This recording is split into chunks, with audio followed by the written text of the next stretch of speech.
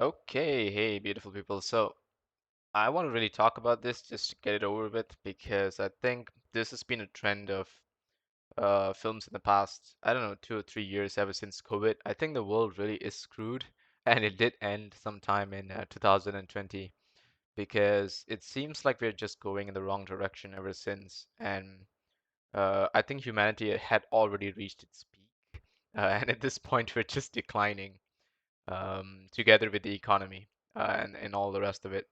So, being a huge fan of video games and films and pop culture and stuff, I feel that it's really taking a very how do you call it, twisted and dark turn in the sense where in order to provide inclusivity, inclusivity, it's actually causing more problems than solving them. So just to put it out there before you guys, um, in case guys, need to know about me before you judge my words, I think the best information I can give you is that I am a minority in my country. My race is a minority. My religion is a minority. I am part of the minority, but I don't really see it that way because I have met people of different races and religions being very kind to me. And I've also met those who have not been so kind to me. But, as time went on, you do learn that it's not about a specific race or religion, or a specific clan of people or whatever. It's literally an individual-based thinking. And if using indoctrination, a certain poor mentality or bad teaching is passed down, you can only expect the same from them. It's not specific to any religion or race to tell someone to be racist or, to be fascist or anything like that, right? It's really comes down to the individual's teaching. If you have good parents, they would have taught you the right things. That's basically it. And everything else beyond that is just bullshit, right? Um, it's also like the concept of democracy. Democracy is all about the majority's vote. But if the majority are stupid, which is, pretty much the case in a lot of places, um, you would just expect things to go bad. And yeah, that is true for a lot of places, and that's unfortunately the case, where democracy may not always win or be the right thing. But yeah, okay. Now that we got all that pre-credit stuff aside, let me actually get to the point. So recently, we have actually been, I've actually been going through a lot of articles, and I think we've all been watching a lot of films and TV series that's just including a lot of how can you call these, like LGBTQ community members, and also, just race swapping characters and what's not, just for the sake of fulfilling what the media wants, The media wants to talk off things that get people, I guess, questioning and talking about stuff, right? But instead of people questioning and talking about ideas and ways to change things, ways to improve things, concepts that are completely new that have not been thought of, like how when the initial Star Wars films came out, people spoke about robots and how robots could be the future of the world. When you watch Inception, Christopher Nolan's film Inception, you talk about whether dreams do have different stages and whether you can dive deeper and you can control someone's mind. When you watch something like The Matrix, you wonder whether we are living in an alternate reality. When you watch something like Django, you wonder how cool it was to be a cowboy and how amazing, despite all the cruelty and the brutality people suffered from, how cool it would have been to see someone actually come and free you as a slave if you were one. If you watch The Godfather, you talk about how the mafia used to rule the world and how they still are. It's just that now we don't really hear much about it, and they run the world from the shadows. These are the concepts and things that we need people talking about. But instead, the media has got us to a point where now all we talk about is basically the backlashes of people getting irritated from race swapping, not being true to the source material, and yeah, literally just going against whatever is actually written, from original ideas and using it just to manipulate people the way politics does, right? It twist and turn the words, put words into someone else's mouth and yeah, change that idea. So the Lord of the Rings is a very, very, very huge franchise. J.R.R. Tolkien was the mastermind behind this story, and if you guys have watched the initial trilogy, that's by far some of the greatest films ever made. And I felt that The Hobbit did justice to it. I felt that The Hobbit was a pretty good series compared to whatever the hell is going on now. Now, the problem with the way this was done, let me just address, aside from the racist concept, there's also this, this LGBT idea that's, just going on and about and getting backlashes from all sorts of films. As the most recent one, especially, was Thor: Love and Thunder, which Disney came up with, right? So in this one, it's all about how you have all these points to show that people are gay, but what do you get out of it, right? Now, let me tell you that this article actually got it right. This article by the Direct actually got it right.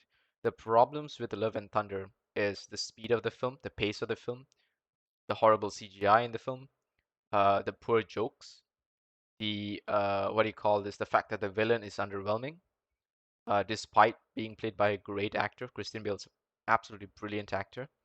Uh, Not enough of the actual main character in the film, because this story is actually about Jane Foster. It's not really about our great mighty Thor anymore. He's he's basically second-handed to her. That's what it is. It doesn't go far enough. It doesn't push these characters to the limits. Everyone is safe. No one dies. Basically, it's too many plot conveniences. That's very true. And yeah, it's pretty much a mixed bag. So this is the actual article that gets it right. This one, which is talking on the points that Disney is just making things super gay. How gay is it? So gay, and all these kinds of concepts.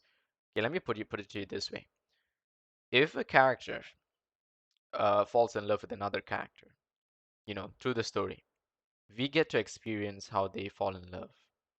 Right? We are taken through their path, their journey of the actual tale that is trying to be told. It could be a love story, which means it's all about them falling in love. But in a lot of cases, these films are not purely love stories. They're actually a science fiction story about superheroes trying to save the universe, which is what it actually is in the core. And so they should focus on that. And if the characters fall in love along the way, no one is going to be complaining about someone being gay. And let me make a point that's a little bit more direct, right? So I've watched series like Sense8. Sense8 has a lot of what people call these days as non-binary, right? Characters that can go both ways, characters that are gay, characters that like, both sexes, doesn't really matter. Characters that don't even know what they are. They're like everyone, right? You can't dislike this because the way this story uses their sexuality to present how they are, when they use their abilities and they manifest each other's thoughts and emotions and abilities, it really makes sense, which is what Sense8 is all about. Another good example is The Old Guard. Sure, the film had its flaws, but it actually featured a pretty decent gay couple. I have to say, two guys. I never knew I'd actually appreciate two guys falling in love. And the way it was portrayed in this film, even though it's for a very short, brief moment, it built towards it. It built towards these two guys that really care for each other, that fight well, they synergize well, and they really love each other. Sure, some scenes may feel like it's a bit in the face because you may not be used to it, and it is very natural for any guy to wince when they see a guy kiss another guy. That's absolutely acceptable because yeah, if you're a straight guy, you see another guy kissing a guy, you're gonna feel, ugh, what the hell, right? It's a normal reaction. But despite that, I felt that it told a great story, to its core because it had a story going on and it had these elements of love behind it. And it wasn't about them being gay, it was about them being in love. And that's the truth of this story. In this one, what Thor: Love and Thunder did is it just points out to everyone that this character is gay. It points out that Valkyrie is gay. It points out that what's this thing's name? Taika Waititi's character, Grog, no, Gore, what's his name? Something. Um, Forgot it's basically the rock thing, right? So, yeah, they just point out that these characters are gay, and they achieve nothing by just doing that. There's no point in just pointing out to us that a character is gay just to tell people that you're including gay people when it's not essential to the story itself. And I think this is the point that Disney Marvel and a lot of films these days are actually completely missing. This is the main point. Now, as for the Lord of the Rings, it works the other way around. They include an African American, I believe, as an actor. I'm not sure whether it's British. Is he British? He could be. But an African actor. I don't really want to say he's a black actor, just because I don't really think that um, that's the right way to address them, considering the context of this. It's not about the color, right? You just want to show someone of a different ethnicity or race. It may not have been this guy. It may have been someone from Asia, may have been someone from Russia. It could have been anyone else, and would still be, I believe, considered a different race. But I guess they want to make it super obvious that they're casting someone different in color, and so they put a black actor, which is what their emphasis is here. So here's the point. If you watch the original Lord of the Rings trilogy, right, you don't see any African elves or black elves. You don't, right? So to all of a sudden introduce them into the new TV series, the Rings of Power, it doesn't make sense for them to be part of the same original troop of elves, because how would you explain where all the black elves have gone? Where have all the African elves gone? In the main trilogy, because this is predated. This is like a prequel to the main trilogy. So if people of color existed among the elves, which in the books they don't, the books clearly say that the elves are fair-skinned, they're thin, they're tall, they're very skilled. And so if you want to introduce people of color among the elves, you got to create a story where perhaps they are a separate clan on their own. They're dark-skinned elves. They're some kind of, brown-skinned elves, wood elves, dark elves. Come up with some name that, you want to show that you're truly focusing on their color, right? You want to show that they're green elves or blue elves or brown elves or black elves or whatever. Show it that way. Give them their own story where perhaps they join the fight to fend off some great evil that arises in the prequel trilogy or prequel series or whatever. And unfortunately, their entire clan gets sacrificed. You could create something like that, and that would make some sense, I guess, right? Like if you ask me, I mean, even if you represent whatever my race is in that sort of fashion, I think it's absolutely fine so long as they're done justice in terms of the story, where perhaps they have to sacrifice themselves in order for the main, clan of elves to survive. All of these darker skinned elves who are sort of shown to be like maybe the warriors or maybe some kind of artificers, or maybe some kind of what do you call this, alchemists, whatever, a group of them that specifically specialize in that in some sort of a uh, what do you call this? I don't know, maybe uh, like like a clan among themselves, right? Where they specialize in that, and they are sent in some mission where none of them survive. And that would make sense that the actual trilogy no longer has any people of color that can be introduced that way. In fact, this story brings in, I believe, what Harfoots, which I guess are hobbits, which doesn't make sense in the timeline itself. But okay, aside from the timeline, aside from the core story itself, let's say you do want to introduce a set of dwarves or hobbits that are of a specific color, you should want to keep them among their own racial group. Because that makes sense, because this is a story that is happening in a very medieval era and time. So it would not make sense for all of a sudden the groups to lose all of their, you know, hobbits or dwarfs of other colors, and all of a sudden you have a future film that no longer has those people of color. It makes no sense, right? So just from the story's perspective, you should just keep that group separate and show that that group got separated, or they ended up dying in some other strange scenario, or better yet, don't call it the Lord of the Rings. Have you guys ever thought about that? You know, call it something else. Dungeons and Dragons has a great way of presenting medieval characters. You could totally have a completely mixed bag of races and no one's gonna care because that's what Dungeons and Dragons is all about. You don't have to touch a franchise that's already so well established, that has its own lore and has its own writing. where the author itself penned down that this is how certain people look in certain areas, and you really want to change that just because you want to, race swap characters, that really does not fulfill the idea of teaching people to not be racist. This actually fulfills ideas to teach people to be racist against an already established race. So, for example, like Django Unchained, right? Django Unchained was a great movie. But let's say all of a sudden we race swap Django Unchained, right? Okay, let me pull it up for you guys. All right, so this is the original Django story, right? It's famous film 1966, Franco Nero, and yeah, it's about a gunslinger. I think there's another one called Coffin for a Gunfighter. So it's a similar concept. It's like Coffin for a Gunfighter, where this guy's a coffin dragging gunslinger, and yeah, it's a half-breed prostitute, and yeah, he ends up in this huge battle. Okay, this is really cool, very classic film. The same thing was redone under the name Django Unchained, but the story is not related in any way that it would affect the original story, right? It's a completely new story. It's not tied in any unique timeline or whatever, right?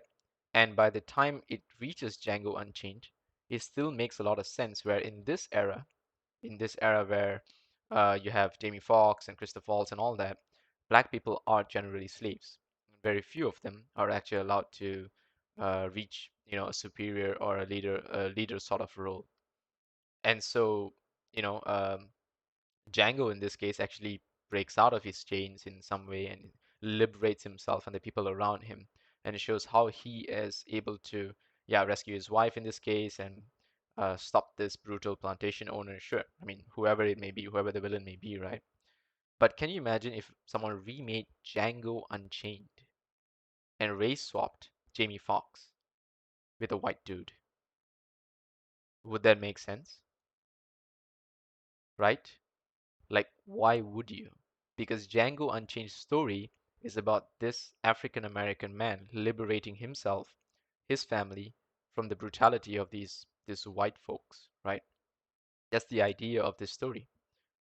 And even Leonardo DiCaprio, who during the shooting of this film said he struggled to say the N-word, because he found it so disgusting.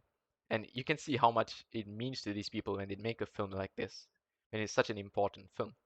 If you all of a sudden race swap Jamie Foxx to a white guy to show that that guy was undergoing slavery, it would make absolutely no sense because there's already a well-established story. The same way the original Django during this time, it would not make much sense for this guy to be race swapped to Jamie Foxx because this was during a time where I believe there were close to no African Americans in the industry itself, but also in these situations where these cowboys were. There were no African cowboys. I think that was pretty much the case at this era, right?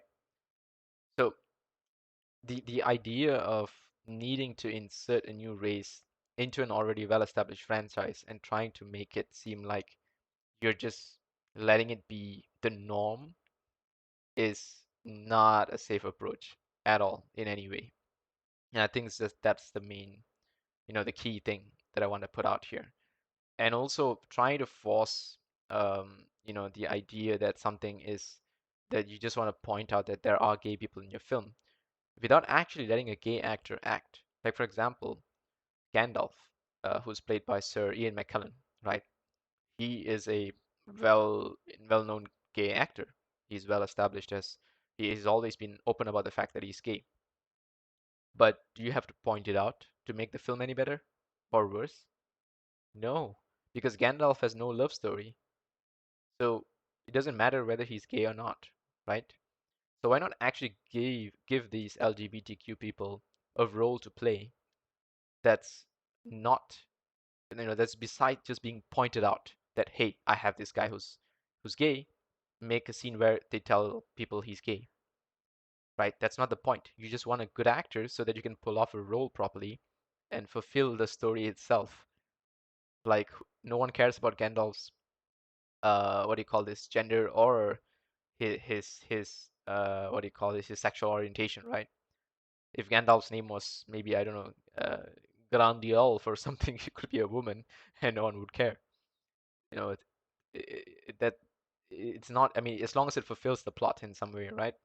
But all of a sudden, recasting Gandalf to something else would be a total pain in the ass. That's not the right way to approach it. So, Little Mermaid is also struggling from the same sort of backlash scenario where they're, recasting her as a, another African American actress or black actress or whatever.